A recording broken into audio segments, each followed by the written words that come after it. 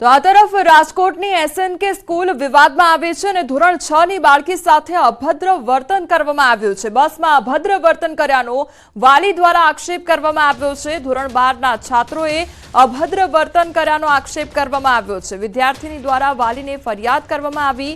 વાલીએ school સંચાલકો સમક્ષ ફરિયાદ કરી છે। સમગ્ર ઘટનાને દબાવી દેવાના એસએનકે સ્કૂલ સંચાલકોના પ્રયાસ હાથ ધરવામાં આવ્યા હતા અને આ પ્રયાસ વચ્ચે વિદ્યાર્થીનીનો વિડીયો સામે આવ્યો છે, જેને લઈને અનેક સવાલ ઉદ્ભવી રહ્યા છે। રાજકોટની આ ઘટના કે જ્યાં વિદ્યાર્થીની સાથે અભદ્ર વર્તન કરવામાં આવ્યું છે। 2 મહિનાથી હાલે છે પણ સ્કૂલે કોઈ એક્શન નથી લીધો।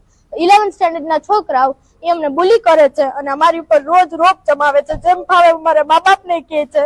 અને આજે 2 વાર, કાલે પણ એ લોકો એમને માર્યા હતા અને આજે પણ એ લોકો એમને માર્યા છે। પૂરી હાલત આખી ખરાબ થઈ ગઈ છે, માથું એવું દુખે।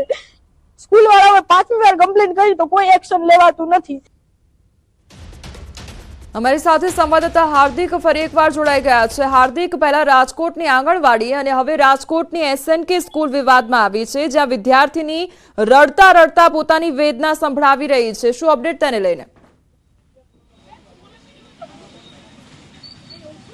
જી કોમલ, જે રાજકોટની ધોરણ 6 ની વિદ્યાર્થીનીનો એક વિડીયો સામે આવ્યો છે। આ વિડીયોમાં તેઓ સ્પષ્ટ રીતે કહી રહ્યા છે કે જે છે તેમના જે કહી શકાય કે ધોરણ 11માં ભણતો એક સિનિયર વિદ્યાર્થી છે તે તેમને વારંવાર હેરાન કરતો હતો અને આ મામલે તેમણે રડતા રડતા એક વિડીયો પણ બનાવ્યો હતો। આ સમગ્ર જે છે વિડીયો આજે વિદ્યાર્થી છે તે રાજકોટની એસએનકે સ્કૂલનો હોવાનું પણ સામે આવ્યું છે।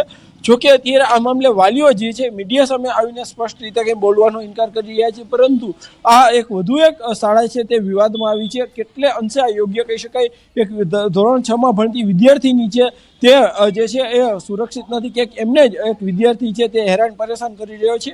ખાસ કરીને આ વિદ્યાર્થીની આ તકલીફ પડી રહી છે ત્યારે સૌથી મોટી જવાબદારી જે તે શાળા સંચાલકની હોય છે, જે તે શાળા જે છે શિક્ષકોની હોય છે, કેમ કે આ રીતના આવી જો કોઈ ઘટના રોકવી, આ ઘટના ખૂબ જ ગંભીર કહી શકાય। કેમ કે જો આ ઘટનાને ન રોકાય તો આગળ જે છે ગંભીર ગુનાઓ પણ આચરી શકતા હોય છે।